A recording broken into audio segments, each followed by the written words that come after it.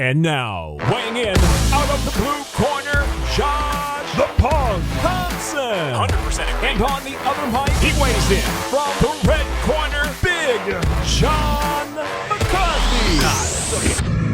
All right, it is time for the Weighing In podcast where my man, the guy sitting right there in the bright red shirt with the pyramid top, is the picture that is gorgeous. Long Beach State University, my alma mater. Hello. We are ready to do battle as far as things that are happening in the sport of MMA. We got so much crap to talk about. There are people leaving the UFC. There's all kinds of talk about who's the baddest man and who's not. We're going to find out what Josh Thompson thinks because he's sitting there like he's mumbled. He's not even saying anything. Go ahead, Josh. I'll let you talk now. Well, it felt a little weird with no music intro. John just started off because Dave can't get his shit together, but hopefully I think he'll edit that in on the backside. But hey, before we get started though, go to WayneInMerch.com, pick up some of our sweaters, sweatshirts, yeah, anyways, hoodies, all the hoodies. I just gotta stop. Just start saying hoodies. Long sleeve, short sleeves, all these things, and hats. There's plenty of hats and plethora of hats on there for you guys to choose from. WayneInMerch.com. Hope you guys like the material, or hope you guys like the product. Can you do me a favor and please explain to me the word plethora? I have no idea, bro. I just use it because you use it. I only use that word because you use it. That's the only reason why I use it. I only use it because Bruce Beck used to use it.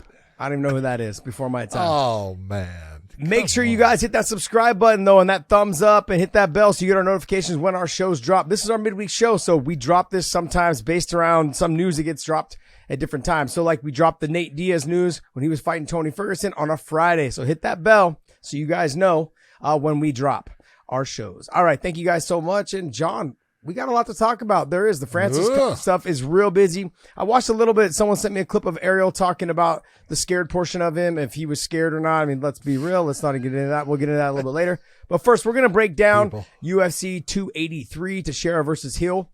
Yeah. John, take it away, buddy. Well, first thing I want to do is I want to say, man, I'm really glad that Glover Teixeira is in this fight. I was wrong with the information I was given in Podcast Dave. Wait. Say that again. Hold on. Podcast Dave. You shut your whore mouth. No, say it again. I want to hear you. I want to hear you say you were wrong again. Because one more I want time to say this. Podcast Dave, I said, no, I think Glover Teixeira's out. I think they're saying Anthony Smith is in. He goes, no, can't find anything. Podcast Dave was totally right. I was wrong. It is Glover Teixeira against Jamal, as Podcast Dave would say. Jamal Hill. It's a good matchup. This is striking versus grappling, really, and this is going to be one of those fights. I'm looking at it, man. I'm telling you, people don't give Glover enough credit for how good he is in grappling situations, and there is a stark contrast in levels between these two when it gets to that fight hitting the ground. Now, will it hit the ground? I don't know. It could be that it's, Jamal Hill landing shots and the only thing hitting the ground is Glover. That could happen because we've seen Hill's got power, but Glover normally is very smart. He's cagey. He's a veteran of the sport. He's going to be looking for that moment to close the distance.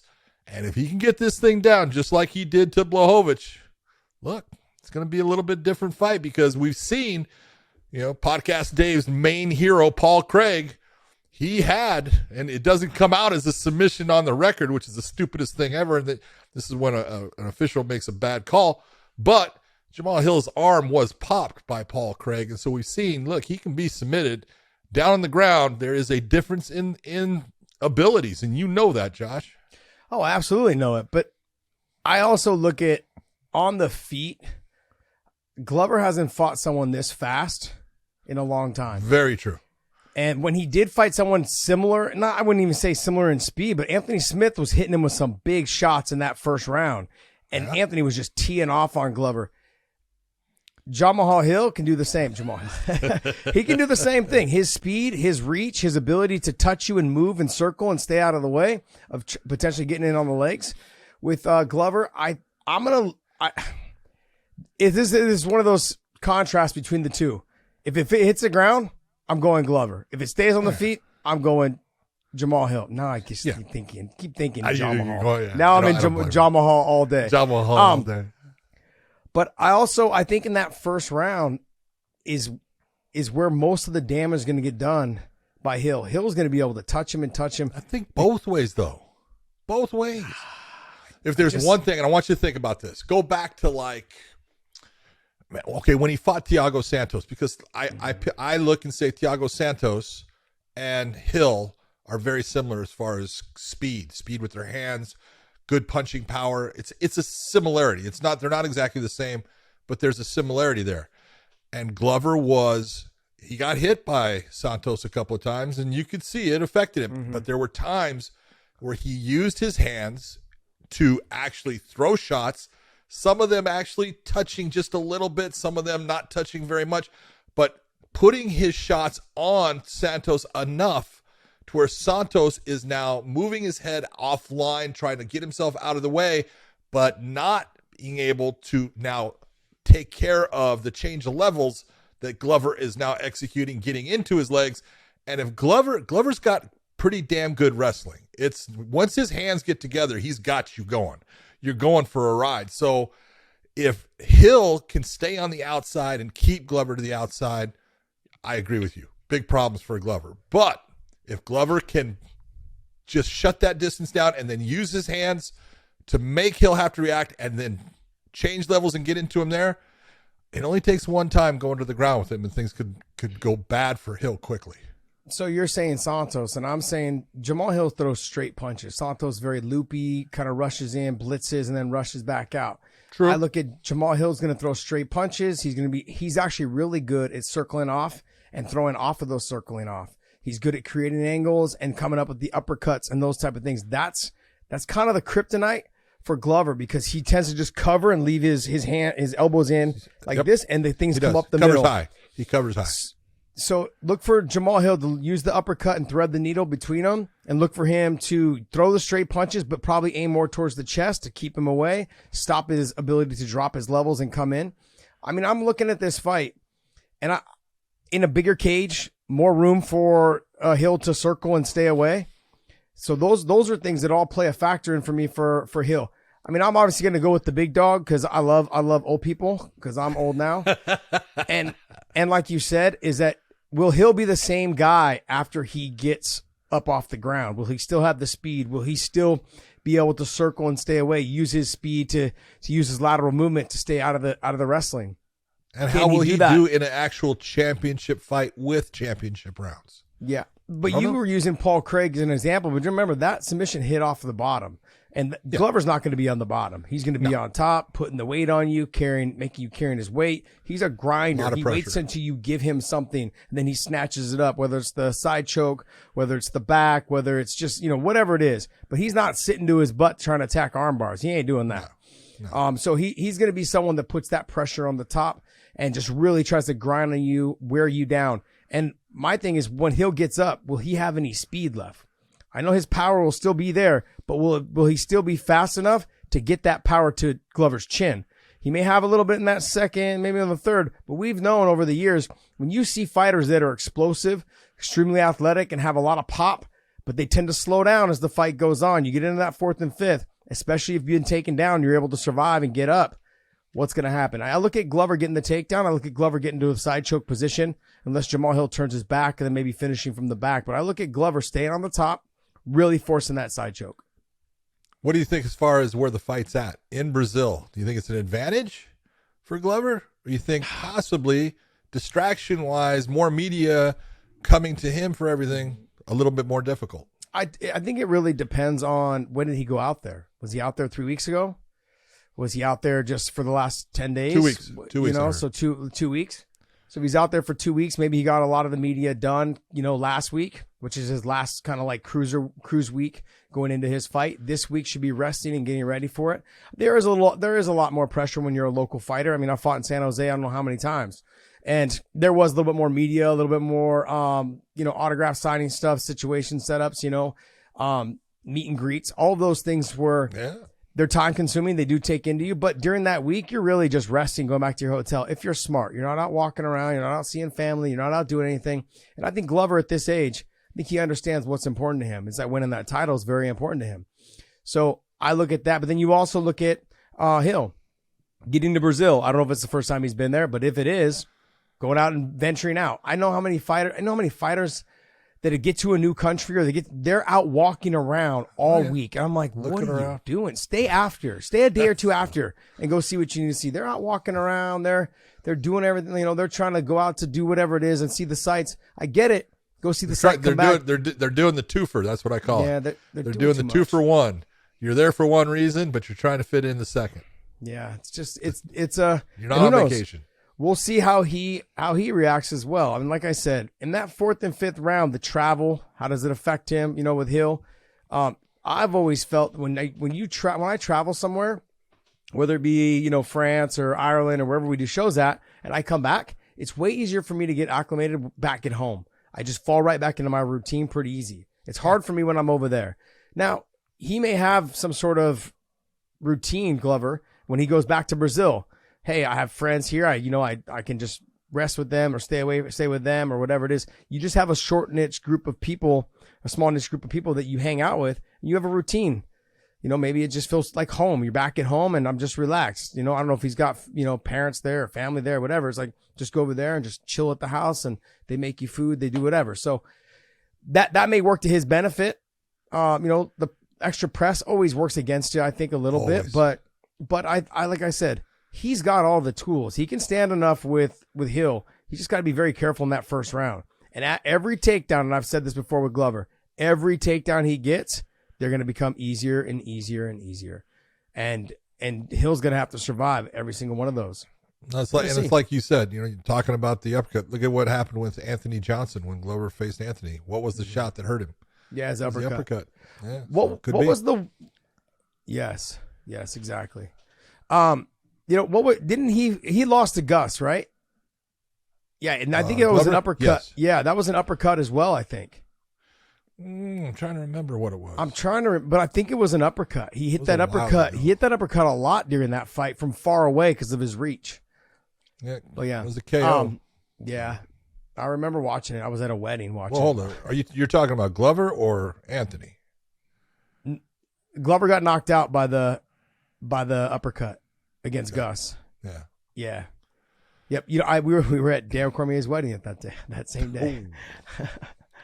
But overall, I think it really is a tale of two martial arts. One's gonna have to keep it on the standing, one's gonna have to get it to the ground and try to utilize their jiu-jitsu. Yeah, I agree. Next, what you got for us? Who's next? All right, co-main title fight number 4. We've seen this one just a couple of times. Yep. I look at this fight and it's the tale of 2 different fights. I honestly think that this fight will come down to Brandon Moreno wants to make this like the second fight. Deiveson Figueiredo wants to make it like the third fight. The first one, it was a back and forth and there was things going, but Brandon's got to get back to dictating where and when the engagements occur. That's a little bit what I thought he kind of got away from a little bit in the third fight, and it's what gave Figueiredo opportunities, and he landed good strikes.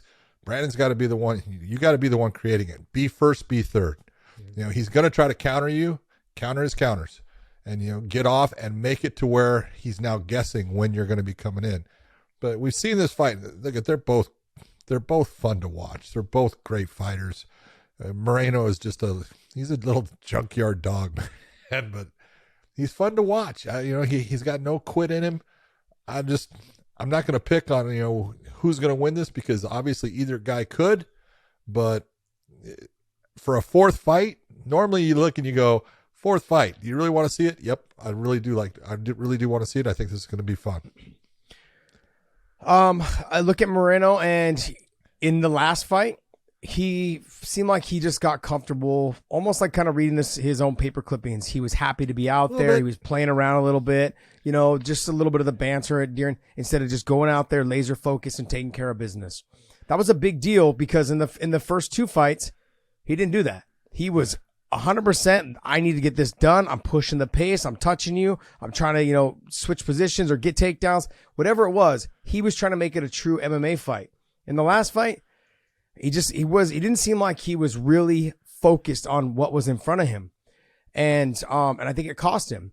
because there was some moments there where he was on the bottom and he was just kind of hanging out like he had time to chill, but he was losing those rounds. And I want to know if Figgy's going to come out with a very similar game plan, looking to wrestle a little bit more, really looking to slow him down, from the top position, lay the heavy ground and pound. If he starts to hit submissions attempts, just to back out and get away and let his hands go. They're both great on the feet. I give Moreno probably a little bit of an edge on the feet, but on the in Figgy, in terms of the strength and the control in the top position, I'm going to give it to Figgy. On the bottom, Moreno's real good at creating scrambles, giving up positions to reverse them. He'll give you the back because he feels comfortable enough to defend and then reverse and then end up on top. He'll give up little positions to go ahead and get to the next position that he thinks he can escape from. They're very well matched, John. That's why we've had these fights, 4 fights. But I want you to consider this, because it is something I was thinking about when you're looking at this fight. Is Moreno is now coming into this matchup with a third camp. Okay, meaning he had in his second fight he had a particular camp. Then he went with James Krause in his last fight, right? That then got switched, and now he is with Fortis MMA and Saud, and great camp. Not saying anything about it. I love Saud as a trainer and everything, but it's again another camp, a different team. You think that's going to have any effect on him? Where's Fortis at? Dallas? Yeah. That's like North Dallas or something like that, right? Somewhere around there. Interesting. I think it will. Great team. Great, just a absolutely fantastic coach in Saud. Yeah, the thing is when you switch camps, you're always trying to adjust. It takes time. It takes time to adjust to what they're trying to do. Even when you don't switch camps and you bring in new coaches, a while back, it was, what's it called? What was it? It was the KJ Noon's fight with me. I had Dave Camarillo almost my whole beginning of my career. And then, Leandro Vieira came into AK and he changed the style of the jiu-jitsu that we were doing. And when I tried to adapt and use that during the fight, I wasn't good enough at it yet. And so I got a lot more tired. It depends on Moreno. What is he learning? Is he trying to go outside the box of what they're teaching him? So changing his game a little bit. Will that puts a little bit more pressure on you to perform, because it will make you a little bit more tired if you're not as disciplined with what they are teaching you. You're not as tight with the techniques. That means you're using a lot more strength and energy when you're trying to hit those techniques. So it really depends on what he's trying to add to his repertoire. Ooh, that's a big word for me. Ooh, okay. If he's trying to add to it. See, I don't think he might be trying to add something, but I don't think his team is going to be trying to add anything. They don't want to change anything up on him. They want him to be, look at you beat this guy already with who you are. Mm-hmm. Yeah. I think you need to get off more often. You need to be first, things like that. But that's not changing anything as far as the way you've normally fought. What my thing is, these guys have fought 4 times. Yeah. Like what do you do? Like, they have guys coming up, but they're not quite ready for either one of these guys. You got Brandon. I think Brandon Royval is probably maybe the closest. There's one other guy. Pantoja's there. Yeah, I look at Mateus is there. Yeah, Mateus is there, but I'm looking at Pantoja. I don't think he's kind of in that mix of possibly ready, but I just think the size and the strength of Figgy would dominate. I think the relentlessness with Moreno, just the pressure would slow him down. I don't know. Anyways, I'm speaking out right now. Let's see what happens with this fight. But what do you do if this fight ends up being really close and controversial? Do you have another one? Hey, they've kind of wore everybody out. But yeah, I really look at it, and obviously there's going to be fans out there. I don't want to see it anymore. Okay, then don't watch it. Yeah. But seriously, when you look at it, is this a fight you're interested in? Yeah, it is for me. I am if they fight the way they fought the first 2 fights. Exactly. That's the whole thing. Yeah. First 3 fights. First 2. I only cared about the first 2. The third one wasn't great. You didn't like the third one, huh? No, what it was Figgy fought a very smart fight. Yeah, he fought a Henry Cejudo fight. When you fight smart fights, they tend to sometimes be boring. Sometimes they can. Sometimes. So, but overall, it was very technical. They did great things between them, but it wasn't the most entertaining fight. Next fight. Barn burner the same. Gilbert Burns versus Neil Magny. I look at this fight, man, and I love Neil Magny, and he is just he's a workhorse. I hear a but. Well, there's a but because, if you really look at it, Neil does a great job with touching people up with volume, and he's got super, big reach as far as the weight class and everything. He's going to have a huge reach advantage against Gilbert, and his ground game is damn good. It's just this is one time his ground game is not good enough for the guy that he's facing off against if it hits the ground. Gilbert is just, he's another level above, and that's taking nothing away from Magny's ground game because his ground game is fucking good. There's just difference between fucking good, black belt level, and world class. Mm-hmm. And that's what you have here. And so this is one of those ones, Neil Magny's got to keep this thing on the feet. If he keeps it on the feet, he's got a good shot at this. He can just touch, piece Gilbert up as much as it frustrate him. Mm-hmm. But Gilbert does have the power advantage, and Gilbert definitely has the ground advantage. I think Gilbert might even have the speed advantage. I think he might. He might. But he definitely doesn't have the reach advantage. No. he's gonna have to leave himself out of position to get in to touch Neil's chin. Yeah. So he's gonna have to lunge in at stuff. He's gonna have to slip his head offline and try to sneak in between the shots. He's gonna have to do that. He's gonna have to put himself in a position where he can be caught. Mm-hmm. That's something you don't want to do, but sometimes you got to. Well, if Neil was smart, he'd be using that push kick like a jab. That push kick up the middle, push kick that little thigh kick. Those type of things will make a big difference. Gilbert is he's thick in stature, but he's not a tall guy. He's probably about 5'8", 5'9", somewhere in there. So for Neil, just a push kick up to the gut, sometimes up to the face. Mix it up. Keep him guessing, keeps his hands loyal, so then he can't get in deep on the takedowns. He's going to have to actually drop his hands to get in on the takedown. So you keep that push kick coming the midsection into the face. He's going to keep his hands loyal, so it makes it a little bit slower for him to get in on the legs. That's one way of doing it. And with Neil, just popping that jab and popping that push kick and always staying on a circle, always rotating, never moving straight back. Once he moves straight back, look for Gilbert to just drop in on the legs, try to get a takedown, try to sit him to his butt, may even try to drop into a leg lock to try to get to the top position.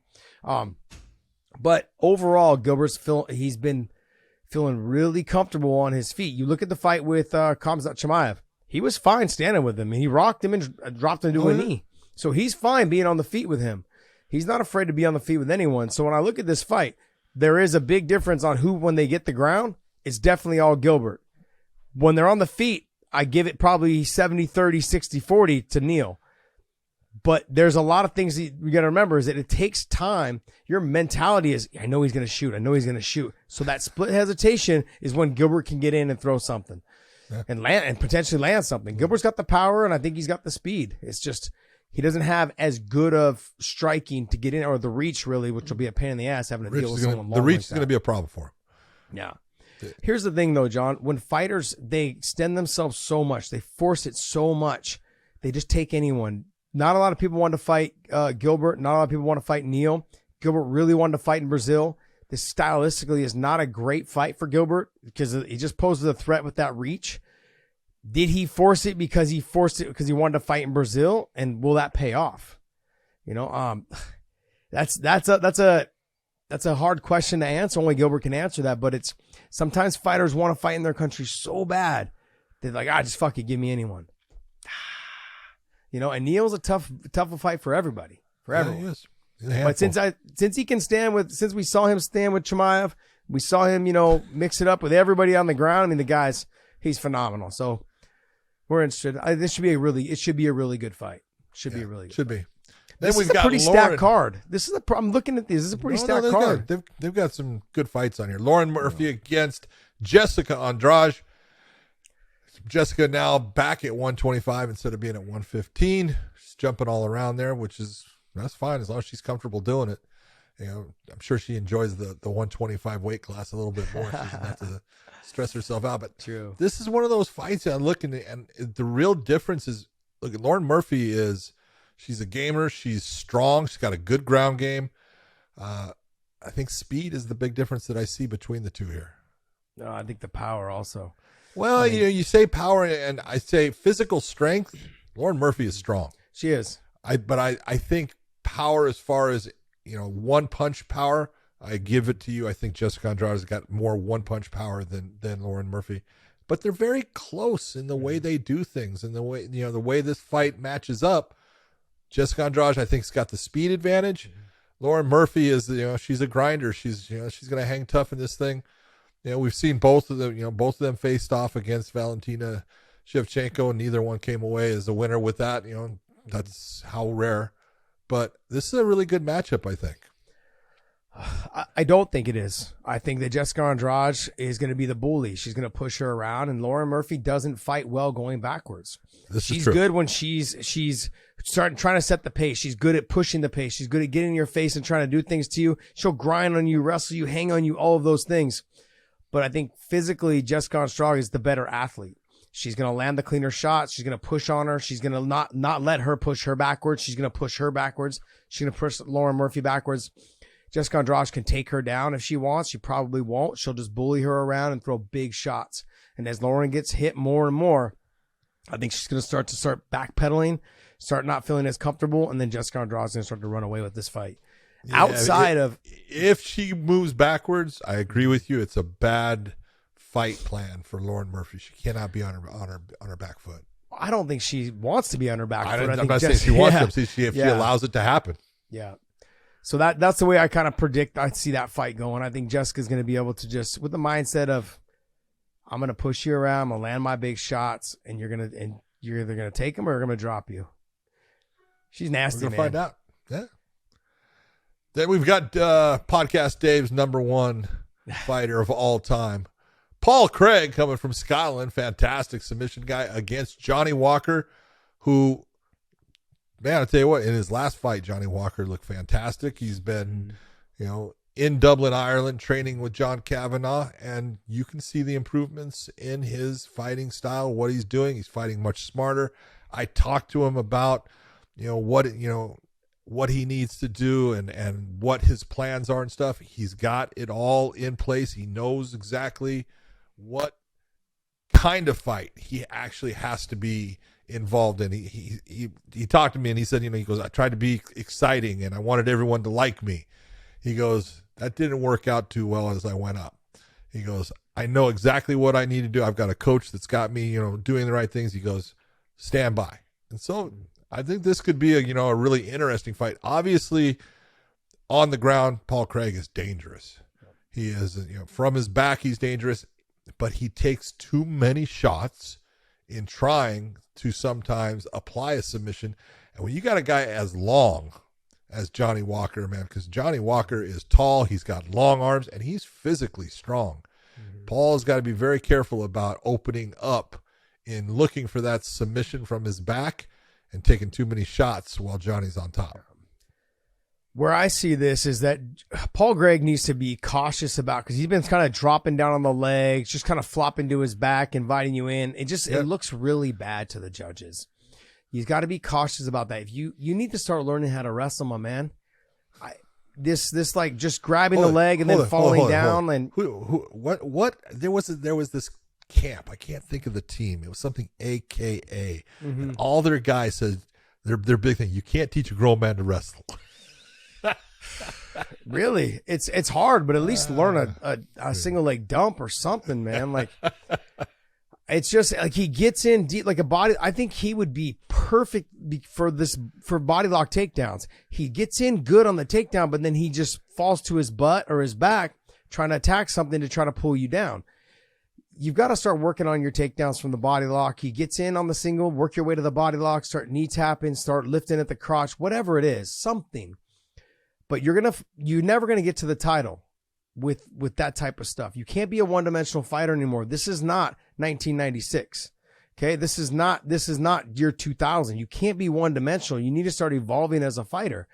And he's great on the ground. He's fantastic. But John, you also said he takes a ton of shots from the bottom.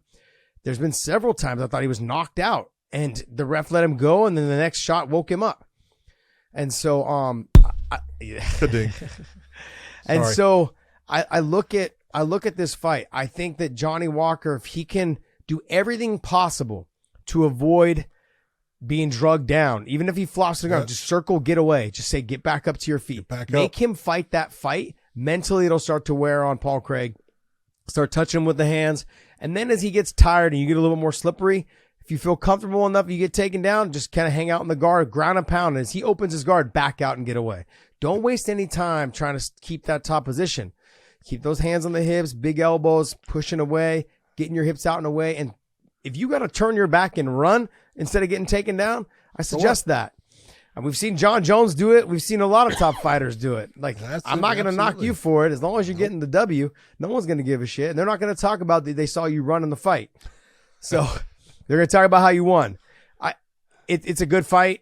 I just think Paul Craig, if this fight hits the ground, he's got to be very cautious of opening his guard because the strength of it all. He's going to have to open to attack, but he's going to have to learn to sit up and come up on the double leg, come up on the single leg, get to the body lock and get the takedown and be on the top position. Everything he does is from the bottom. That's not a recipe for winning fights at the highest level. Well, he's actually been pretty damn successful with this. I got to give him credit, man. He's fun to watch. I enjoy it, but I do think that you can only take so many shots from a big, strong guy before, I don't care how good your grappling is, it starts to wane because your brain doesn't work the right way. Exactly.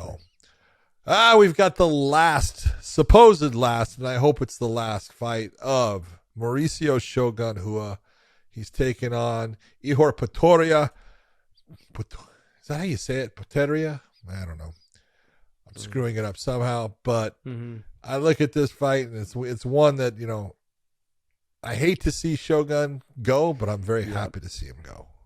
Well, you're going to see him go out on a loss.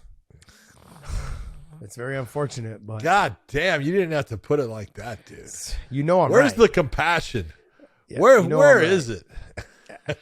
He's just not the same fighter, and I'm glad that he's retiring. It's good for him. It's good for his long term, his health and his life. It's good for him to be done. Yeah. So I look at certain fighters. I've said this before about Fedor. I love Fedor. I love watching him fight, the history of it all. But I'm excited for this to be his last fight. Same thing with Shogun. Same here. Exactly. All right, Gregory RoboCop Rodriguez, who is a fantastic fighter, tough as hell, very good stand-up, fantastic ground game that he very rarely uses, going against Bruno Ferreira, who is he's damn good. This guy can he can fight. Good stand-up, good ground game. They match up very well. This is going to be an interesting fight. It's hard for me to go and not give it to Rodriguez having the advantage in this, in that his stand-up has gotten so good as far as he's comfortable. He's got power, and if he wants, he can switch it up. His ground game's fantastic. He's been in the UFC. It's going to be, he's comfortable there now. I think this is a great match, but I got to give Rodriguez the advantage. Well, Rodriguez showed in his last fight he's tough as nails. Remember that split across he's got 4. So I look at that and I look at where he came back from in that fight and what he was doing. I mean, and he's just physically a specimen, just genetic specimen, just someone who is physically strong, will take a shot, give a shot. He's a dog. He ain't quitting. He won't give up. He's going to keep coming forward. So I look for him to show this young guy at 9-0, give him his first one. He's taking that O, baby. So could be. All right, Thiago Moises, who you really like. I love him. He's so good, I know. Him and Sarukian, man, are like two of my favorite fighters. They're dogs. They're great fighters. Good guys. Yeah. He's going up against Costa, who's good young fighter, got a lot of talent. Just everything that he does, I think Thiago's just a little bit better. Ground game, he's better. He's just, his stand-up is clean, sharp, but it's a good fight. I look for Moises. He just seems like he's kind of coming into his own a little bit more like Sarukian. The two of them are kind of finding their stride right now. Both of them had a little bit of a rough patch for a bit because, both of them fought Islam, but they also both had some ups and downs with Sarukian, with Gamrot, and Moises. He had a loss to someone. I can't remember who. But they had some ups and downs, and I think now they're finally starting to kind of find their stride a little bit, really trying to figure out who they are, what works best for them. And I think you're going to start seeing him make a run like Sarukian towards the title. Yeah, could be. We'll see it. Any other fights on this bottom portion you want to talk about, John? Yeah, there's two that I want to bring up. Terrence McKinney is fighting Ismail Bonfim. That's going to be a fun fight. I think Terrence McKinney is fun to watch. So that is one that I'm going to look forward to watching because McKinney is just fast. He's explosive. He's dynamic. And the other one is, he doesn't get enough credit. It's the crazy Viking, Nicholas Dalby. That dude is a fighter. He's got a karate style. He, he's tough as hell. He'll go to the ground. You have to put him away. And he's going up against Warley Alves, who we've seen has, had, some spectacular fights, some fights that were not spectacular. But in Brazil, he always seems to come up with a win. So that's going to be a good fight right there. To go back on Terrence McKinney, I think with him, he's got to learn how to pace himself. He's got to learn how to make these little adjustments. I know he's young. He's got a bright future. If he can start making these little tiny adjustments, don't always rely on your power to get them out of there in the first round. Start working on touching people like a Nick and Nate Diaz. Just touch. Now unleash the power as well as more combination, the bigger barrage of punches when you get them injured and hurt. You come out there reaching and lunging and missing. Starts making you tired, and then in that second, third round, you're not the same fighter you could have been had you just learned how to pace yourself. I mean, I remember when I was younger, the very first fight I ever had in the UFC was against Gerald Strebent, and I got done with that finish in the first round. We're only 2.5 minutes, and I got done with that. I was like, man, had I not got him out of there and he got back up, I was like, oh, this might have not been good. And I know I was physically in great shape, but I threw everything out there. But there was a lot going on in that fight. There was. I can remember that fight. Yeah. You did my first and my last UFC. Exactly. All right. Well, that's gonna wrap up our talk on the UFC. What is it? 283. 283. Yep. 283. So that's this weekend. Make sure you guys tune in. There's some good fights on here. Some really good fights. So it should be a really good card.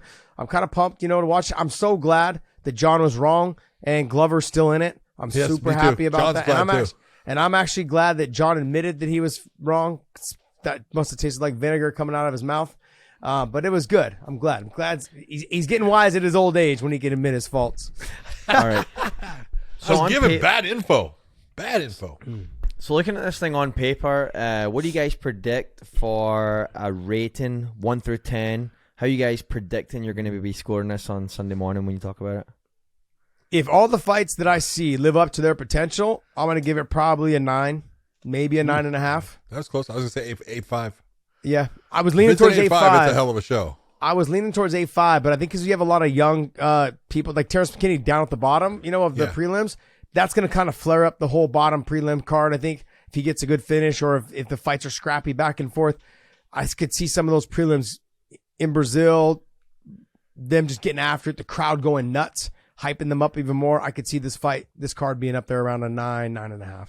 Yep. Somewhere in there. Let's hop into this first piece of news here. We got comments from Dana White. So we're going to react to a few comments here regarding the Ngannou situation. First one is Dana White, because it was Saturday night after the fights. He had some comments on the Ngannou situation. Here are the comments from Dana. In fact, Josh, you specifically sent me the video. So do you want me to play the video or do you want me to read it? Play the video. All right, let's see this. Hold on. Give me 1 second here. I believe it's the third video on that Instagram thing. Third? Because it was 3 videos, I think, or 2 videos side by side. Give me 1 second, because my can't hear. No problem. So we don't get the notifications. All right. Mm-hmm. But what I'm looking, we had gotten to a point where he was going to fight John Jones, and many who believe, including me, that he's the best of all time, for the heavyweight championship. And John Jones has been willing and ready and able to fight anybody. He didn't care who it was. Could have been anybody in the heavyweight division. He was ready to go. And Francis, we offered Francis a deal that would have made him the highest paid heavyweight in the history of the company. More than Lesnar, more than anybody. We've been working on a new agreement with Francis for and he turned the deal down. So, I don't know. We get to this point where I've told you guys this before. If you don't want to be here, you don't have to be here. I think Francis is in a place right now where he doesn't want to take a lot of risk. Feels like he's in a good position where he could fight lesser opponents and make more money. So we're gonna let him do that. We're gonna release him from his contract. We're gonna give up our right to match, and he can go wherever he wants and do whatever he wants. Yeah, that's where we're at. Okay, so that's where I'm at, John. You are you are the biggest. We're not denying. None of us are going to deny this. Is that the UFC is the biggest MMA company in the world? There's no doubt. But you just said you offered him the biggest heavyweight contract in UFC history. Mm-hmm. I think where people, whether it's media or fans, not fans, but fighters, you have to remember they are allowing. Like Dana is saying, we're going to pay you the biggest contract in UFC history. But in the same breath, he says he wants to go fight lesser opponents for more money. How are you the biggest company in the world in MMA and you're not matching what other people are paying? How that's my, like, how can you call yourselves the biggest? I know you are. They are. No, I was going to say, hold it. They are the biggest MMA promotion there is. But this is where I think I have to kind of back the media. And you know how much I hate to do that with the media, and how I want fighters to listen to this, because the logic is he wants to go fight lesser opponents for more money. No, that's not true. That's not what he wants. He wants to get paid to fight the best opponents, is what you're saying. He wanted to fight John Jones. But that's the narrative every single time. He wants to fight lesser opponents for more money. Why are you not, if you are the biggest, UFC is the biggest, if you're the biggest, how are you not paying these fighters where they can't go to another promotion? I mean, I don't know where he's going to go. I don't think anyone does. I mean, if he goes to boxing, I would understand why he left. But if he goes to another MMA promotion, they're going to be dishing out a lot of money to pay for him. And I'm just going to be honest, I'd love to have him in Bellator. But I don't see a reason to pay him, after we hear his contract, $8 million. I don't see a reason to pay him that to fight our heavyweights. Well, let's just be honest. It's not about the people he's fighting. It's about what has he done to put himself in this position. Because here's the thing, and Dana just pumped up John Jones, and he should. But I can pull up articles and things where Dana says John Jones doesn't want to fight. He doesn't want to fight the best people anymore. I've heard him say that about John Jones. I've heard him say that GSP doesn't want to fight the best people anymore. I've heard him say that Chris Cyborg doesn't want to fight the best people anymore. I've heard him say that Randy Couture doesn't want to fight the best people anymore. Ben Askren doesn't want to fight in a promotion where he's going to fight the best people. I mean, it's Dana's line. Let's just be honest. He says it all the time. To sit here and say that Francis, and this is where people, look, if you want to buy into the bullshit, go ahead. I don't care. The best part is I worked around that guy for a long time. I know Dana pretty well. And he's a promoter. And if you haven't figured out that he's going to say things that benefit his promotion, which is his job, and he'll tell you what he wants you to hear to make his promotion look better and put a fighter down that is leaving him. He knows he's leaving him. It's not going to do him any harm. I want him to go out with people thinking, oh, this guy doesn't want to fight the best. Now, the truth of the matter is, who is it that Francis wants to fight? He wants to box. He wants in his contract the ability to box Tyson Fury. Again, I don't think it's the best, matchup. I'm just telling you right now. But I do think, and when people sit there and say that, oh, that won't sell, you're wrong. Yeah, he'll make a lot of money, a lot more money than that contract that Dana was offering him for the 3 fights or 4 fights, whatever it was going to be. He would make more in the 1 fight boxing Tyson Fury than he would in that entire contract. So to sit there, he has this is the part that I really don't understand. Do people know where Francis Ngannou came from? Do they understand his story? Because, Josh, let's be honest, his story is amazing. This guy, he crossed a desert, with nothing and got sent back and then did it again to go and do what he wanted to do. And that's when he got to France and he decided, I'm going to be a fighter, and he started doing things. This guy has got balls of steel. All right. He's not afraid of any human being out there. It's not that someone can't beat him. Anybody can be beat. But to sit there and say, oh, he wants to fight lesser people, that's just not true. The point that you're bringing up, which is very true, is, look, the UFC, this isn't about money.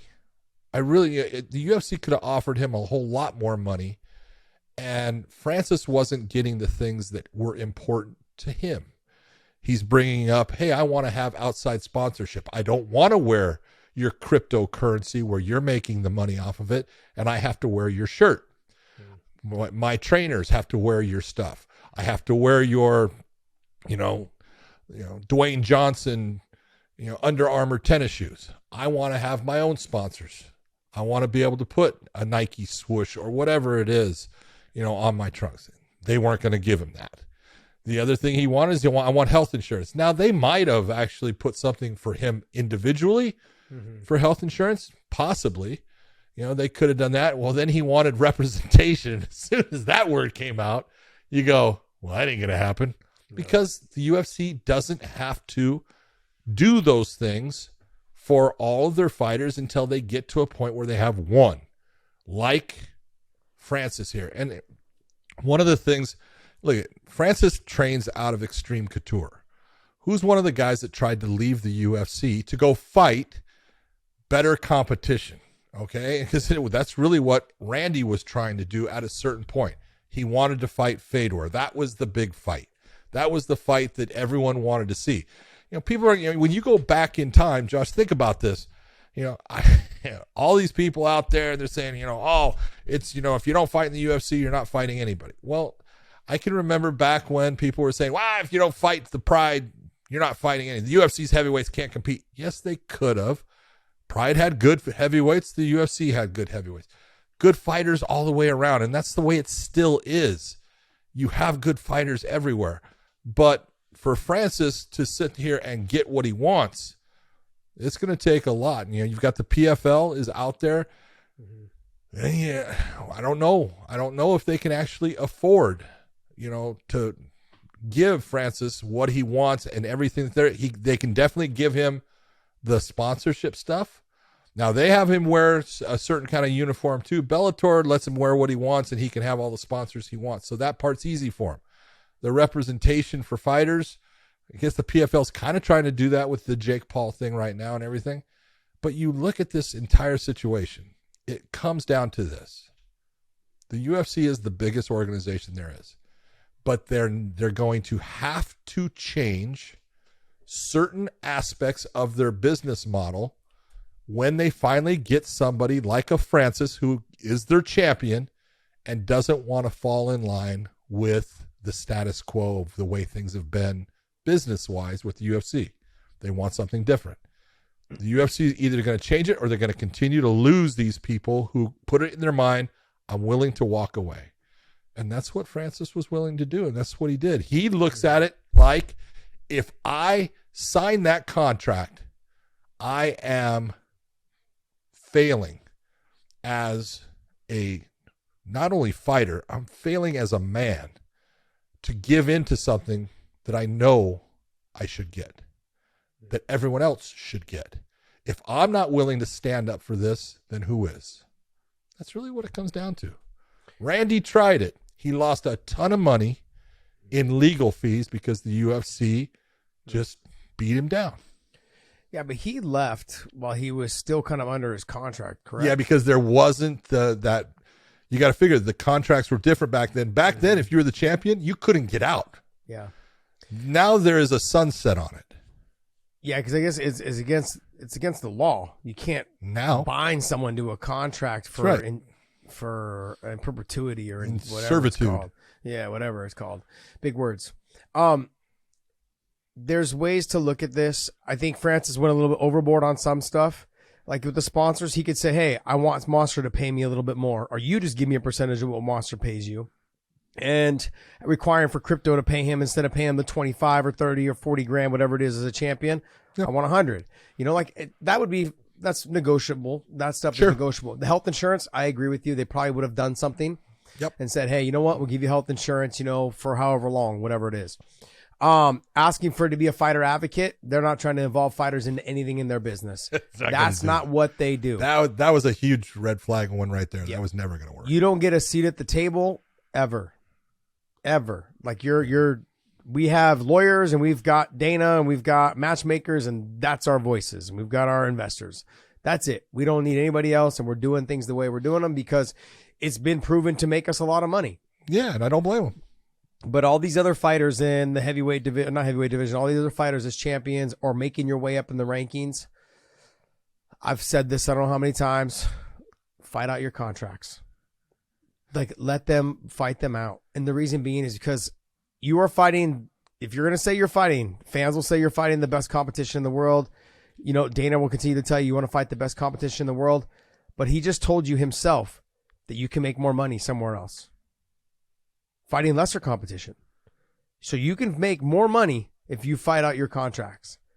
And this is really, if you guys want fighter pay to go up, stop shooting yourself in the foot. Stop selling out for the fame and realize that you're going to make more money because fame, like AJ McKee said, doesn't pay your bills. It doesn't.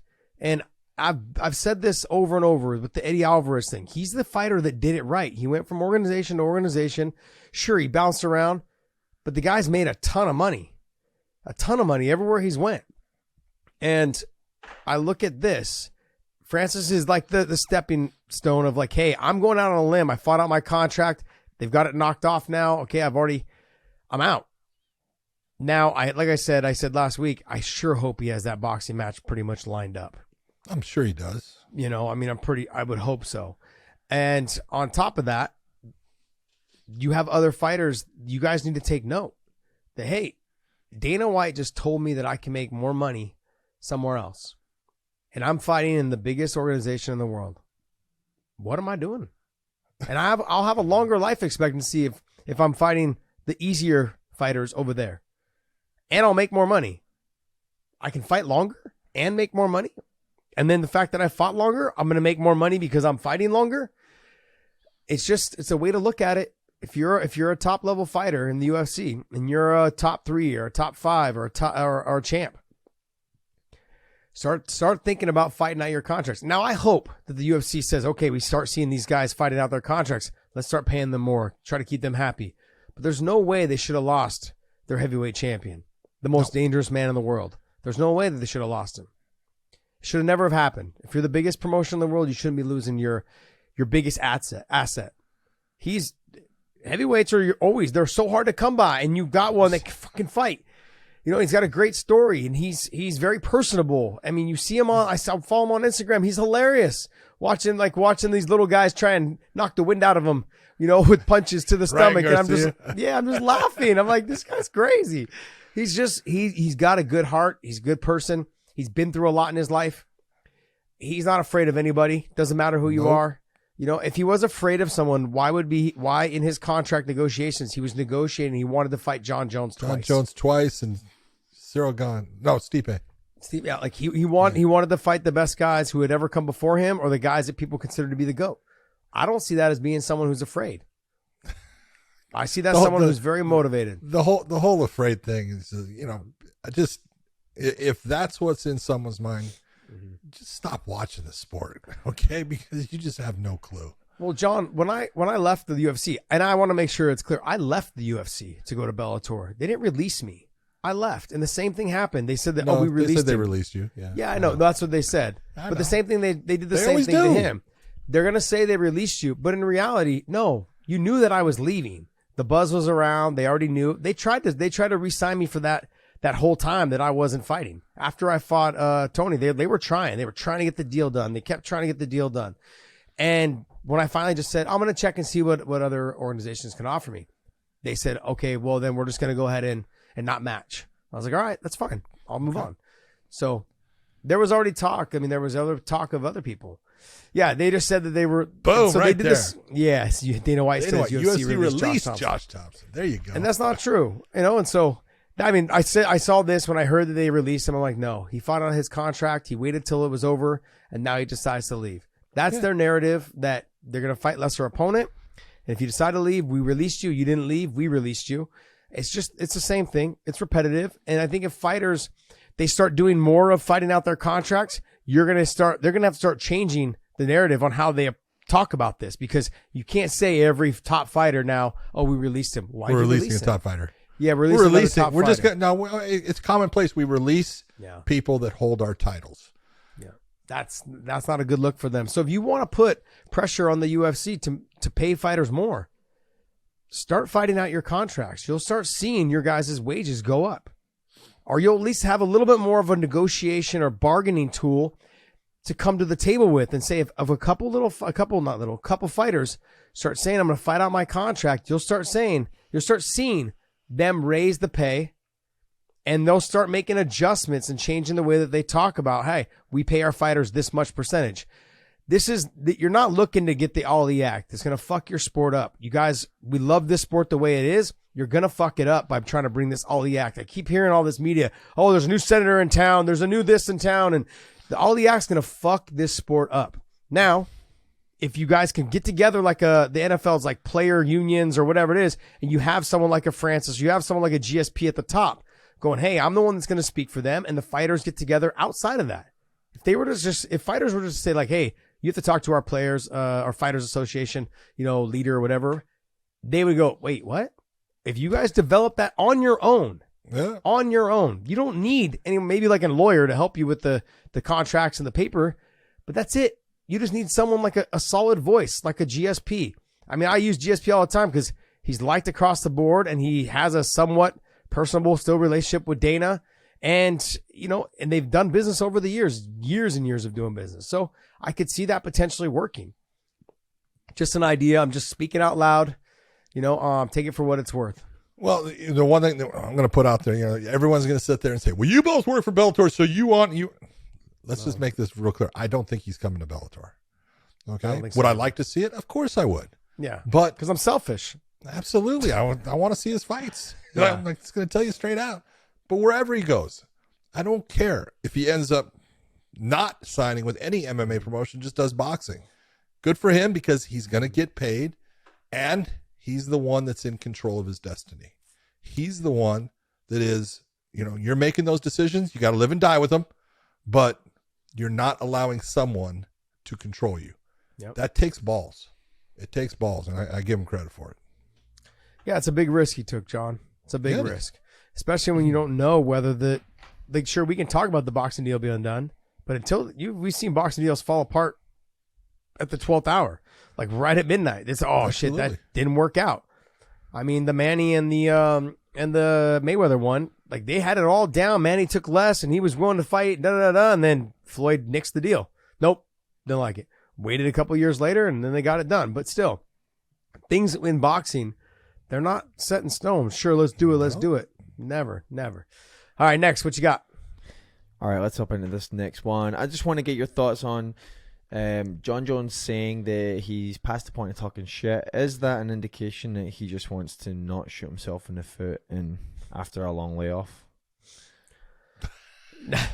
No, you got to take into consideration here, John, that really, like, I don't know a lot of heavyweights that talk a lot of shit. Like outside of DC, like Kane didn't talk shit. Like I would say Curtis Blades is probably the only one that kind of talks, but the rest of them don't really talk shit though. No, but he doesn't really talk shit. He just believes in himself and says things that he's confident about himself. Derek Lewis says some stuff which is absolutely hysterical. Yeah, I don't know if that's talking shit. That's just him. I don't either, but it's love hysterical stuff he puts out there. I love him as far as what he says. Yeah, but I don't see the heavyweights. They don't really talk a lot of shit. A lot of them are kind of quiet. Yeah, John, I don't think John's going to have that problem at heavyweight. Now, at 205, it's a little bit different. You had DC at 205, but then you had some other guys down there that, they were willing to go ahead and spout off a little bit at times. But I don't see that being a problem. I don't think John, I think also, too, John at the stage that he's at, now John just it sounded like he just got re-signed, too, for a pretty big deal. Yeah. So that being said, he's like, I'm making my money.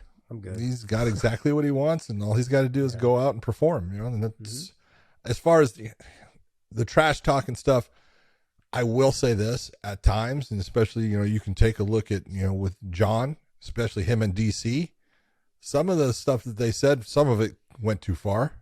Okay, but it did bring a lot of interest towards that fight. Yeah. And so sometimes talking trash is all about just building a fight. It's not a true belief in what you're saying. I'm just trying to get people's attention, and I'm trying to build the fight I want them to watch. And if he's past that, he says he's not going to talk trash. Fine. It doesn't matter to me if John does. I watch John because of how good he is as a fighter.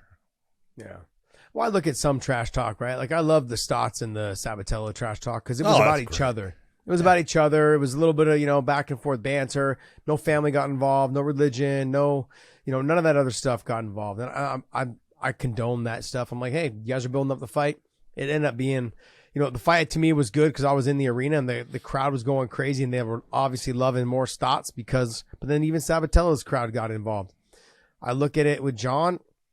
John has his followers and John has his haters. He's a little bit like a Mayweather. Yeah. He's so good if people want to see him lose, and a lot of people want to see him win. It goes both ways. That's right. He's that guy. So, and he's done some things to himself, but the ability that he has can't be denied. He's phenomenal. He's one of the best, if not the best fighter in the world ever. True. So, next. All right, let's talk about this next one. Paddy Pimblett has surgery for his ankle in March, so he's going to be out for the foreseeable future. Not sure entirely the length of time, but I'm wondering from you guys, does this kill his momentum that he's had coming off of this controversial win and obviously the run he's had so far in the UFC? No, I don't think it kills any momentum. He's a personality. He's someone, as soon as his head pops up and they see the hair and they listen to his talk, he's going to be able to draw emotions from people, both good and bad. It's just part of, his shtick and what he does. And, people are going to want to watch him. Again, no different than what, Josh was just talking about with John Jones.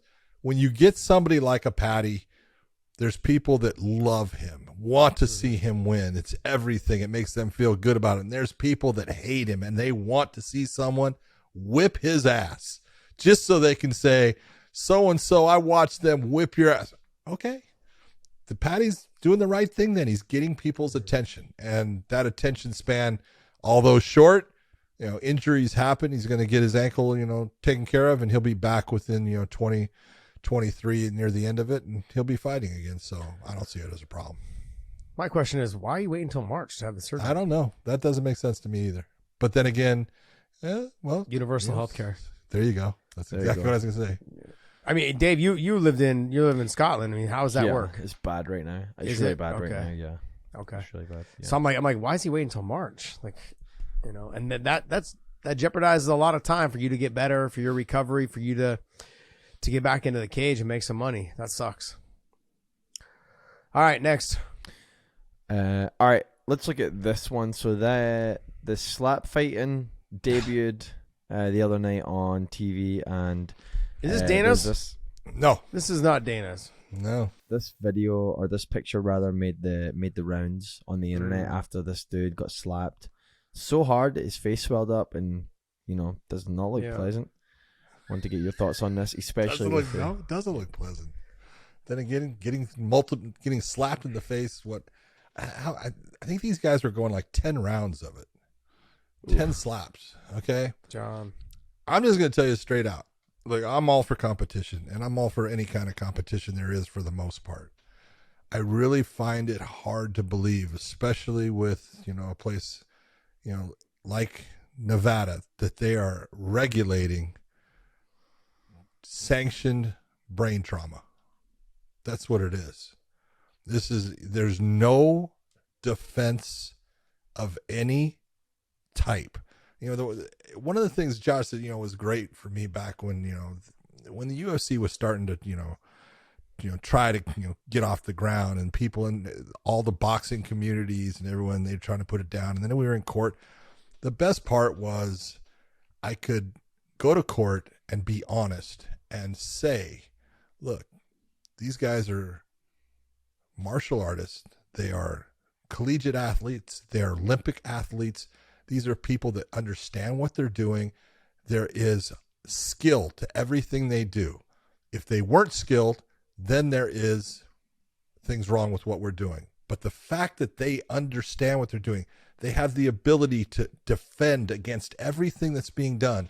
And as long as they're doing that the right way, they're going to be fine. It was an easy thing to talk about. How do you talk about this and say, oh, I get to stand there and let someone, and the best part is, they sit there with these rules because they put that chalk that you're seeing. You know what the chalk's for? It's a marker supposedly to say where you're allowed to hit someone, because you can't hit them past the ear. But I watch guys do it all the time. Your fingertips can't go past the ear, but I watch it all the time. So there is no rules to it. I'm going to take my palm and the base of my hand, and I'm going to hit it as close to the middle of your fucking jaw as I can so I can knock you out. I can cause a concussion. I can cause brain trauma. And what are these guys getting paid? They ain't getting paid shit. Not enough. Not enough for fucking brain damage. And there's no defense. You have no way of stopping that. It's all about how hard does your opponent hit you. If he can hit really hard, it's gonna happen. Yeah. It's crazy to watch. The thing is, John, is it's gotten more dangerous. The reason why it's gotten more dangerous is when they first started doing this, it was you were allowed to hold you were allowed to hold like two handles, or you're allowed to hold the end of the table. Now I was watching, I think it's Dana's, the slap, whatever it was. They hold a stick. Yeah, they hold a stick behind their back. So like you're not able to brace yourself at all to take the shot, grit down and take it. Like you're now off balance the whole way. So holding your position, making your neck stiff, that helps you defend against this. Yeah. That's the only defense you had, and then they just took it away. So I don't know how they're regulating this, and I'm going to be extremely honest. I was kind of like, okay, this should be fun when I was probably, I'd say about 3 months ago. This should be fun. It's kind of cool to watch. But now as I'm watching, like there's more videos of it popping up, I'm like, this is the dumbest fucking thing people could do. Huh? You have, like I said, they're making it more dangerous without having to brace yourself. And I mean, I've seen one with mouthpieces. That's a start, but I can't support it. I can't support it at all. I was kind of like encouraged, a couple months back, and as now more videos are popping up, I'm not liking it. So what's going to happen? Because it's going to happen, because you have an open area to hit somebody as hard as you can. What's going to happen when someone...